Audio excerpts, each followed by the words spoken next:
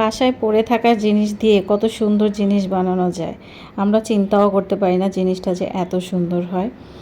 আমার বাসায় একটা সসের বোতল ছিল কাচের, ওটাতে আমি ক্লে দিয়ে এইটা বানিয়েছি।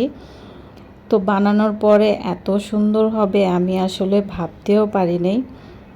মাশাআল্লাহ, দেখতে খুবই সুন্দর হয়েছে। দেখেন তো কেমন লাগতেছে, মনে হচ্ছে না একদম একটা সূর্যমুখী ফুল ফুটে আছে তিন জায়গায়।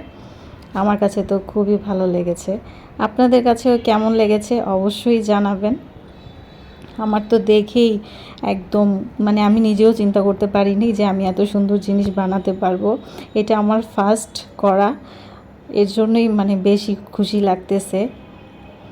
আসলে আমরা মনে করি কি ক্লে দিয়ে যখন বানাই কোনো কিছু মনে হয় এটা যে এখনই হয়ে যাবে, তা না।